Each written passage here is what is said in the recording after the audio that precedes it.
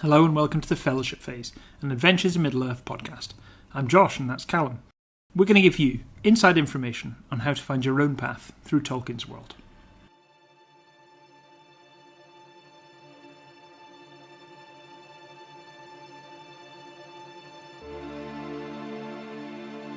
Bilbo had a corselet of mithril rings that Thorin gave him. I wonder what has become of it. Gathering dust still in Nicol Delving's Matham house, I suppose. What? Cried Gimli, startled out of his silence. A corselet of Moria silver? That was a kingly gift. Yes, said Gandalf. I never told him, but its worth was greater than the value of the whole Shire and everything in it.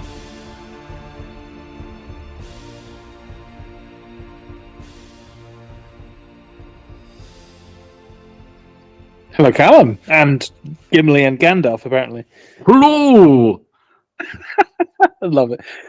What are we talking about today? What's that introduction leading us to talk about? Gold! Money, money, money, money!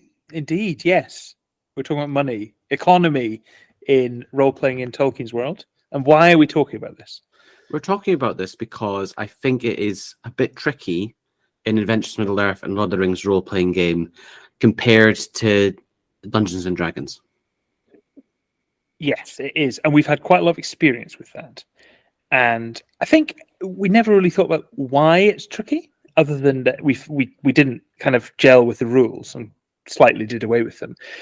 And then we were talking earlier on, and I said I couldn't really remember examples of money being mentioned in Middle-earth. And this triggered us to think, wait, is it mentioned in Middle-earth? No, it is. And a lot has been written about this. We've done a bit of research. I was looking at a thing here from Robert Foster's The Complete Guide to Middle-earth. Talks about money. And he says in it that contrary to the claims of some, there are references to money, kind of implying that back in the day, people thought that there was no money in Tolkien. It wasn't really mentioned, and actually it appears quite a lot.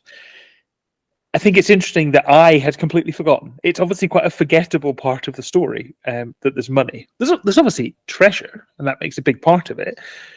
But I was really struggling to think of examples when, particularly the heroes in Tolkien, ever used money or sought it out. Like, it was never really a motivation or anything like that. So we wanted to dig into it and figure out if the reason that money didn't work in our game is that money is actually not really an important part of Middle-earth, or if there's something else. We're just messed it up. Yeah, I think maybe what should we start with? Should we start with the lore or should we start with the game? Let's start with the lore, because I think that helps us then build into what we would want out of the game. That makes sense. Well, the Tolkien Gateway, which is a very useful resource if you're a lore master and you're looking to get some research done quickly. So it summarizes where money is mentioned. So there's a couple of points. So Azog, the great goblin orc, who in the book dies at the Battle of Azunblar, apologies for that, threw a money purse at Nar containing a few coins of little worth. Bilbo rushes out from his house to meet Thorin and the party of dwarfs, and he says he travels without a walking stick or any money that he usually took with him when he went out. So obviously hobbits use money.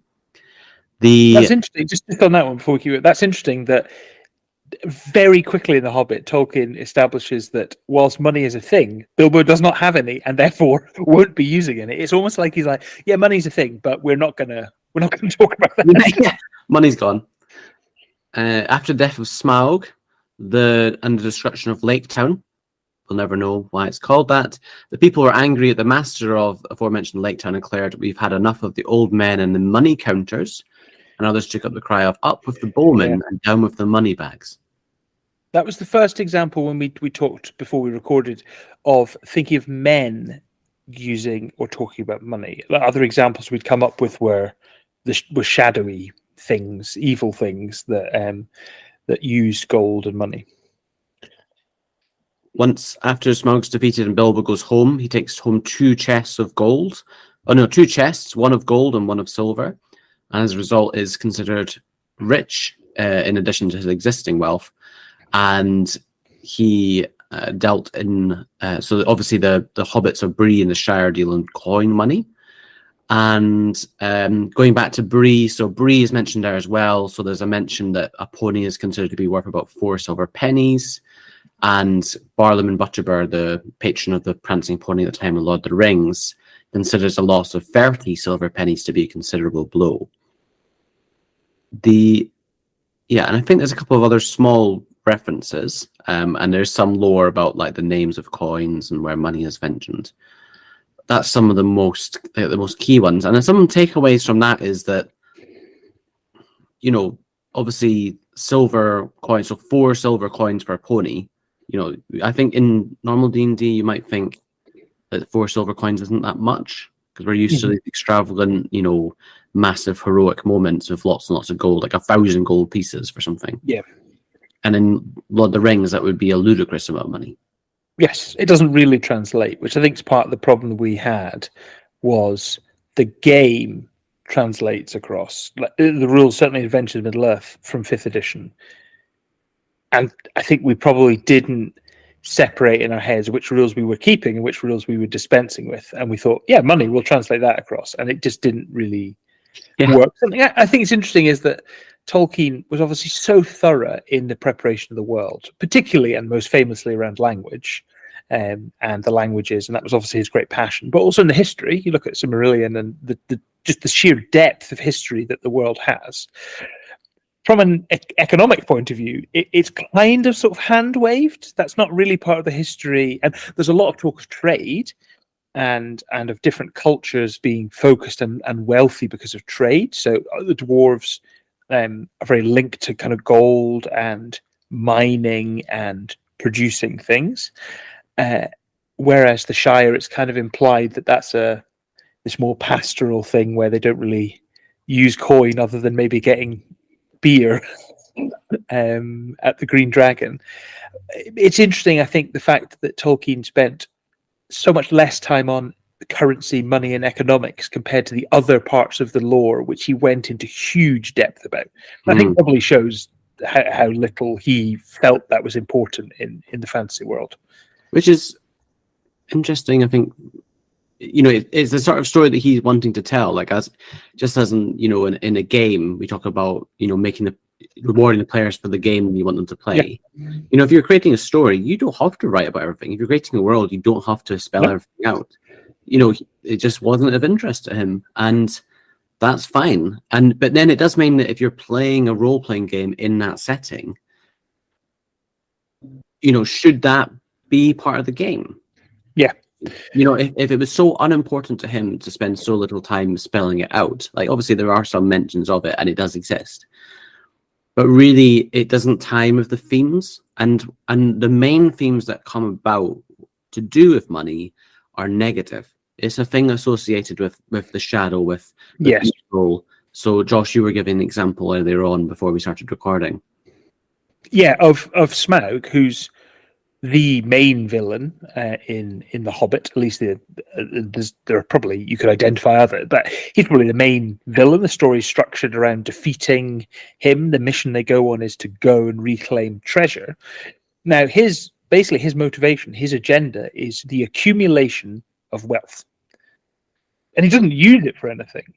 He has a hall filled with treasures, and one of the reasons that the heroes kind of begrudge him of that is that he has these precious artifacts, these things with heirloom meaning. He does nothing with. He just simply lies on top of all of it, and that feels quite a clear message that the accumulation just of gold is not a good thing. That is an evil agenda. And actually, near the end of the Hobbit, I think it's Thorin says to Bilbo that if more people cared about, cheer and song and good food and less about gold, the world would be a better place. Which is, it feels that was kind of the quote where Tolkien was speaking very directly about his view of the world, about the things that are important, language and friendship and food and song, and then gold was not part of that. And the examples of treasure in the book are often very practical. So the first ones I was thinking, in The Hobbit, a lot of the treasures are weapons. The same is true in Lord of the Rings, that they're things that you find, and it's talked about that they're maybe from a previous age. They're elven. They're maybe valuable beyond measure, but they have a practical purpose, and they kind of represent being heroic, and they're used to defeat the shadow. It's not just money. What we've not really thought about, though, which I don't know which side this fits in, is ultimately both the books are centered on the ring, which is the main treasure. It doesn't really have a monetary value. That's not what I mean. It's obviously gold, and the other rings are described as being, bejeweled and decadent kind of artifacts.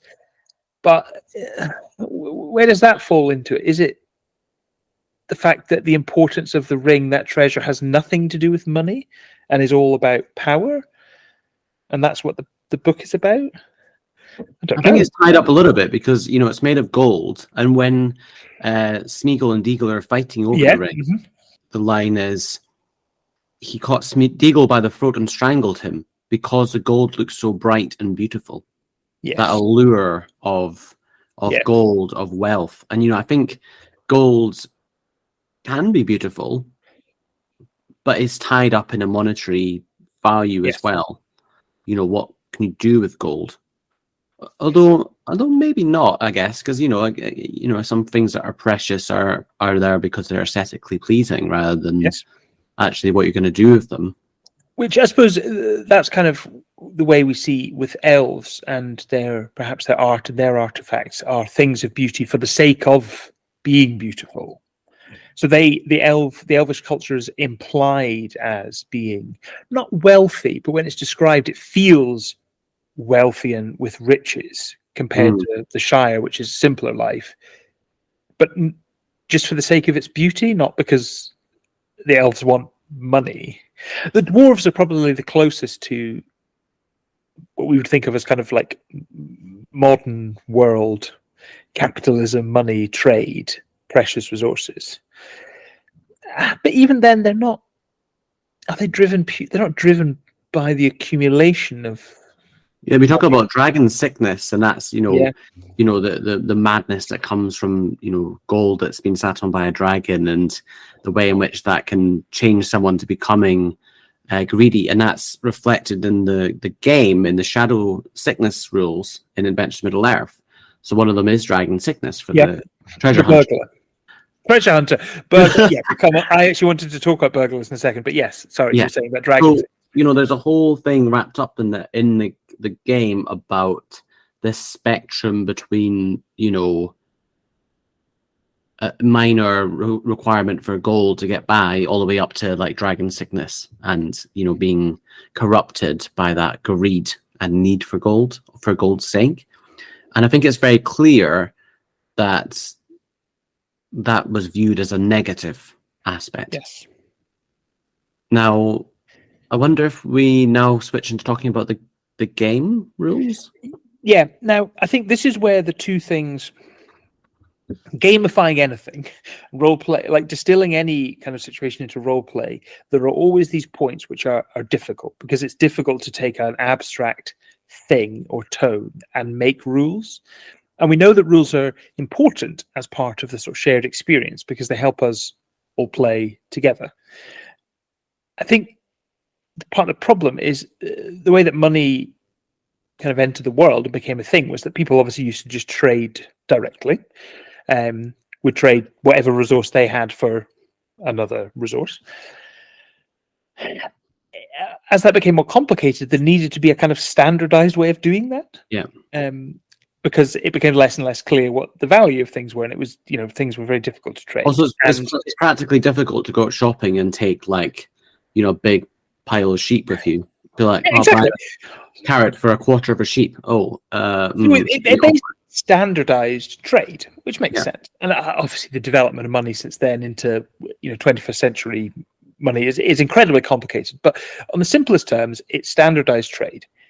And that's actually something we do need in the game, because although we know about Tolkien's world, we're not very experienced on knowing what the value of a pony is versus what the value of a night's stay at an inn is. Like those, we almost need money at the rule to say, oh, this is how much this is worth in comparison to that, because the rules of the game, it's very much about resource management, opportunity cost. If we're going to do this thing, what does that mean we're not doing? If you don't have rules of how the money works, if you can't say this thing has value and this thing has value, therefore you have to choose, it's quite difficult. But that's kind of antithetical to what Tolkien's work is about. So it's you kind of have to shoehorn in this rule to allow players to stay at an inn, or to pay a toll to cross something, or to acquire new equipment. But if you're not an expert on the value of all these things, how do you figure out the How do you, lore master, make sure you don't break the economy? Spoilers, that's what I did. So I wonder if now I can just lay out the basics of how it works, both in Adventures in Middle-earth and in Lord of the Rings role-playing game. Yes. Because I think actually the newer rules are much better here. And part of the reason why I think it didn't work, so, when we learn from doing things, I think one of the best times to learn is from your mistakes. And I definitely think that if I was to go back in time, I would have run money differently. So in the Adventures in Middle-earth game, there's a section in equipment, page 146 of the player's handbook, and it lays out silver and gold, and it talks about, that one's set in Wilderland around Dale and the Mirkwood Forest. Barter was a rule. Small settlements traded their labor, as Josh talked about, but then coins came into circulation with the re-emergence of Dale and Erebor. There's commerce is returned, there's newly minted coins. So it's becoming, they're tying it back into the theme, which is nice to say that, actually money's becoming an important part. And actually in our game, I've made sort of plot points about where coins are being minted. And when you find coins that have been minted somewhere suspicious, that actually can be quite useful. So they talk about there's 3 coins values. There's copper, silver, and gold. And I find this really confusing. So let's start at the bottom because that makes the most sense to me. So you've got 12 copper coins equals 1 silver penny. Immediately confusing. It's not decimal. Like it kind of makes it's sense. a weird imperial sort of thing, but yeah. Yeah. And then, okay, so you've got a silver penny is 12 copper coins. How many silver pennies are in a gold? 20. Why? Why 20? One gold piece is 240 copper coins, and immediately headaches. Like the number of times we were having discussion is like, well, how many silver and copper, and like, oh god, and then it just became too complicated, and we'd give up because it was never fun. I don't think it's ever fun to be like, how many? It doesn't feel like you're in character if you're struggling to work out the most basic math about values of things, because these characters that you're playing, they should know. Yeah, they would. Yes, they would just know. There's some sections about barter, trade, and gifts. So, where trades and gifts could sometimes be useful in changing how audience interact, which I quite like. There's talk about how things might have different values in different places. So, things are in rare supply. So if you're in Rohan, horses are obviously very valuable, but there's a lot more of them around. In other places of the world, there might be much fewer horses, so maybe they're even more expensive. And then there's sections about standards of living. So they talk about where does the money go? So rather than saying you have to pay for every single individual item, they just talk about each background has got a standard of living, and then each standard of living has a set amount of costs per year. Yeah. So though as a rich background character standard of living, you get more starting equipment and better starting equipment often. Your living costs for a year are 24 gold per year, whereas if it's from a poor background, it's 1. So it's actually kind of trying to say that you should be spending more money to keep up that lifestyle. And so maybe money is more of a motivation for those characters. Which is interesting because that means it's very structured that at the end of the year or however you're playing at the end of the season, you need to kind of flat rate pay an amount of money. That then does rather imply that you need to drive the players towards accumulating money. And I don't think much of the rest of the game is actually about that. And I also not sure that's fun. Right? Oh, I had a fun game. Let's do the fellowship case. What do you do? Pay up. Yeah, settle up your bills. Because very few quests are the quest givers offering you money.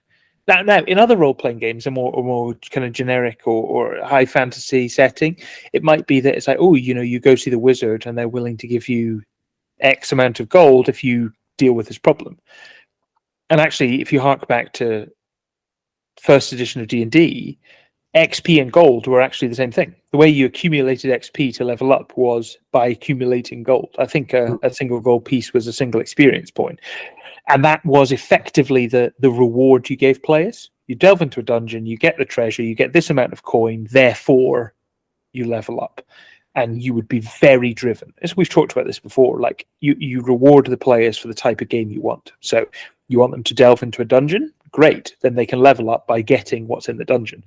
But that's not really what certainly not our game's like. And I don't think, I mean, in the adventure books that you've got, they've obviously got some quests for you to run as a lore master. Does it ever give you a monetary reward? Like, does it say, if the players take this quest, then give them this much money? Yeah, often in the periods and adventures, as a side thing, there's treasure, and there's a whole set of things called treasure rules or treasure hoard rules, which is in the Rivendell region guide, and it lets out like a treasure hoard rating. You can roll lots of tables to create treasure and money, and it lays out what they are. And I read that and I thought, this is quite interesting, but I found it a bit overcomplicated, and I wasn't like, oh, that's really fun. And I guess this comes on to, so in our game, essentially, I think one of the difficulties is that you want things to like have like a meaning and be impactful. Yes. And so quite early on, I think you found like a treasure hoard at the City of the Aethed. It was a difficult puzzle to get in. You had a difficult fight. So I wanted there to be a reward, and it was like a burial area. And there was ethical quandaries around that, but there was a lot of money. And you don't want it to be like, like if I was rating it by the level you were at and the cost of stuff in the Adventure Middle-earth Player's Handbook, right? Be like, wow, 1 gold coin. A huge amount of money. But is that exciting? Whereas if you're like, here's a huge pile of money, people are like, oh, that's maybe exciting. I don't know how you felt as a player there in that moment. I think because certainly playing in the Vale of Anduin, it's hardly like there was any kind of commercial hub. It wasn't like there was this city that we knew had this shop which had magical items, and if we accumulated a certain amount of money, we could then go and buy, a better sword. That's not really how it works. So just being like, here's a massive amount of money, it didn't feel there was anything massively to spend that on. And really all money is a way of facilitating trade. And if there's nothing to trade for, then we don't really need the money. Yeah. That's definitely the way I run the game, and I guess it depends on where you're playing and what your players are interested in. Some people might be really motivated by money. I don't think that we played a game that did that, and I think part of the reason for that was that we all found, I think we all found the monetary system really confusing. And I did sort of sometimes think like, what I'll do is I'll rewrite the equipment list. I'll change it to a decimal system, just standard, like 10 copper pieces of silver, 10 silvers of gold. And then I'll make sure I know what all the equipment costs would be that's fair. And there's quite an interesting list of equipment in the player's handbook. I do quite like all the equipment that you can get. But to be honest, I never bothered prepping that because I just never felt like it was that needed. And occasionally it would come up and be like, I want to buy this. And I'd be like, okay. Eventually, I just got into the state of actually the resources. I think for ages we haven't spoken about money. Like I've not asked you for money for anything, and when it's come up as a reward, it's like and it's not really that. There's occasionally some of the characters didn't have as much money, and that created like Halmir really struggled for money because he didn't have any, and that actually led to some quite interesting role playing moments where it was like he was put under pressure and stress and like interactions with dwarves and contracts and stuff. But what I ended up deciding, I think, maybe not consciously, was that the resources would be limited not by money, but by your time and your ability to get things done. Yeah, I think it makes sense that we don't need to count out all the pieces when we're staying in a particular place once you get to a certain kind of level, because it's like, well, you would be, that's not an unreasonable thing to do, to spend a night at this inn. We don't necessarily need to go into the bank account to check how much you could do. I think what's helpful maybe with the tables in the book, even if you don't use the rules explicitly, is it does give you the relative value of things, which is what money's about. So you can see, like, actually this type of armor versus that type of armor, what's the monetary cost, so that if the players want to get it, and I'm thinking maybe the way Helmir can upgrade his armor is he'll do a small quest for someone in Dale, and the reward will be a suit of armor. You can think, right, well, actually, what's the relative cost of this thing against something else? Oh, this quest should be significantly harder, because actually that's a real improvement in armor. The book is telling me it's higher value, so I need to ask to do a bit more. Same with things like renting ponies, because that actually has mechanical benefits for exhaustion rules. It's like, okay, well, they want to rent a pony for this journey. What would the equivalent? What's the opportunity cost there? What's the equivalent sacrifice they could make? Because I don't know how much renting a pony for 2 weeks would be. How big a thing is that? Oh, I can look at this table and compare it to all these other things, what they've already got. Is this something they could afford? And I think that's a good way of doing it without ever needing to necessarily in game get into it. There's a lot that you could buy and level up, although you never really look to do that.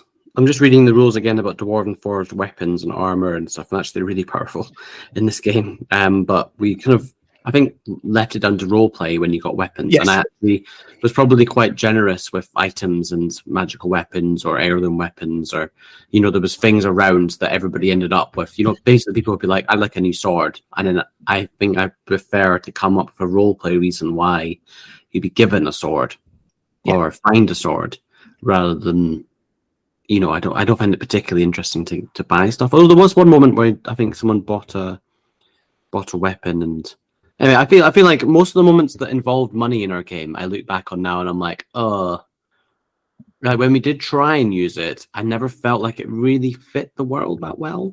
Yeah. And I think that's maybe coming back to what we were talking about, the lore, and how, it's always sort of jumped over.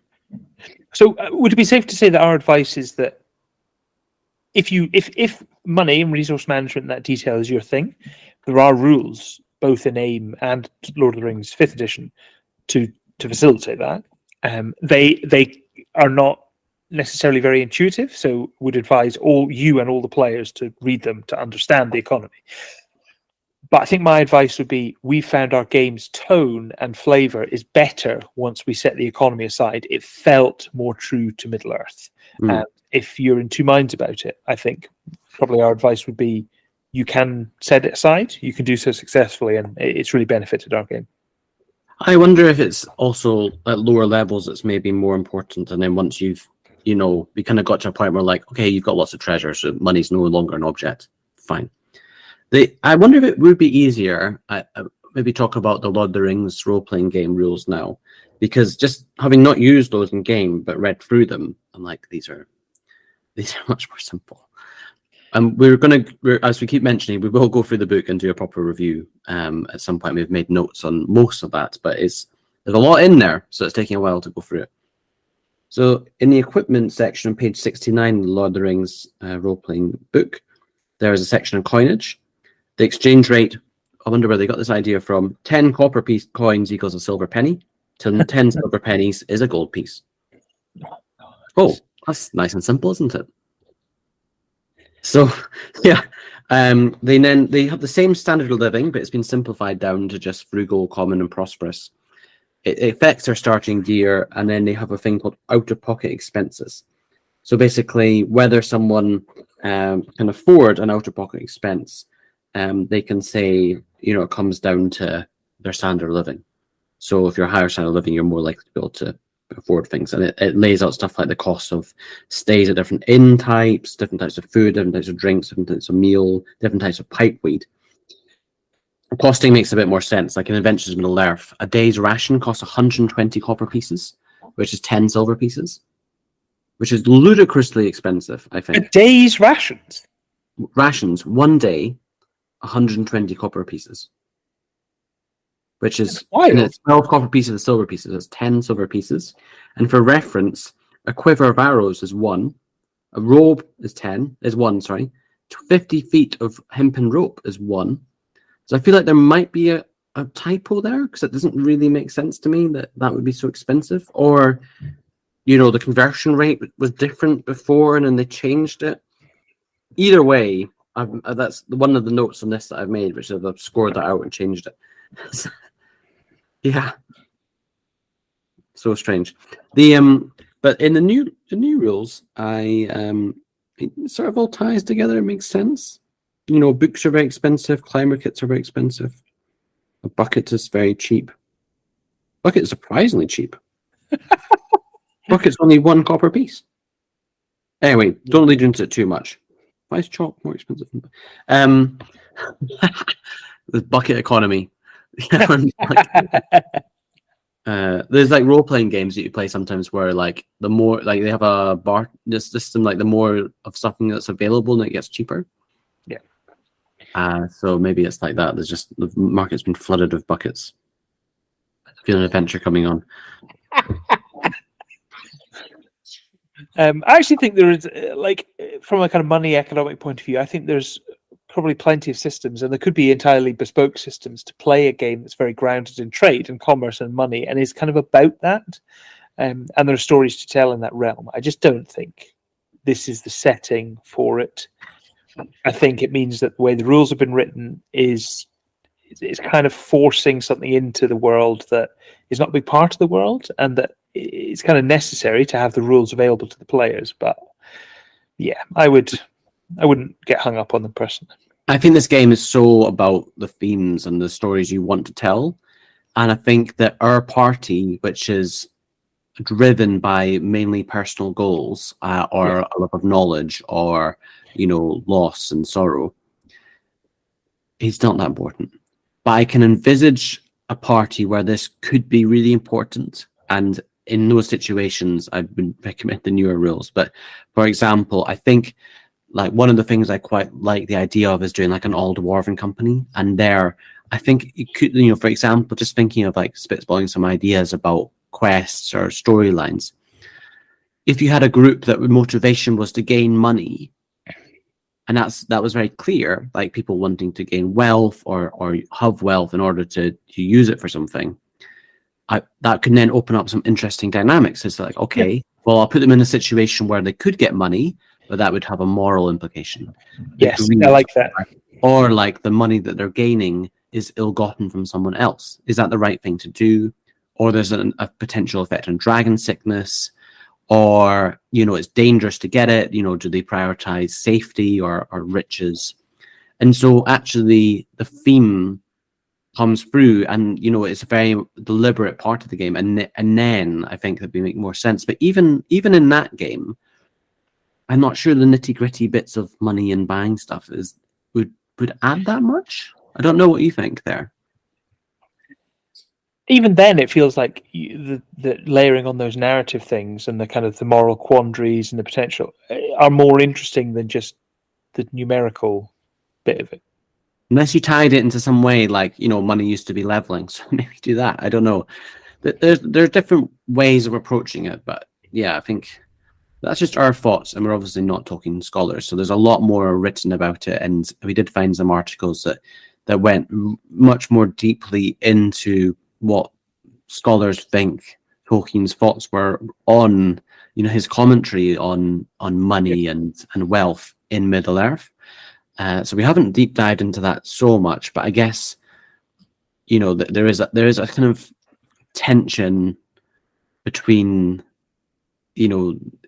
traditional role-playing games on which these games are based and in the Tolkien's world, and how you choose to implement that in your game really comes down to you and your players and what you enjoy. And if you're not enjoying it, then just bin it. That's what we did.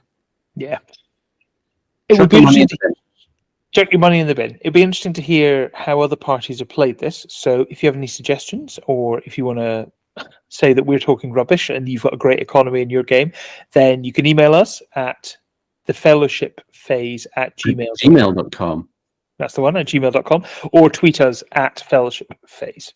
And yeah, let us know if we're talking nonsense and you've got a better idea. But it would be interesting to hear how money works in your game.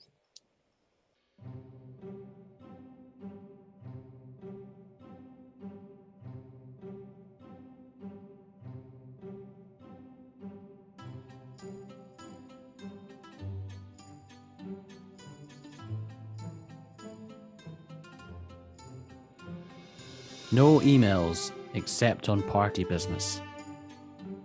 And comment suggestions and questions to thefellowshipphase@gmail.com. The long year turns to its close. Much we have accomplished these last seasons. Our fellowship disbands, but is not broken, and we will return. On the next episode of The Fellowship Phase.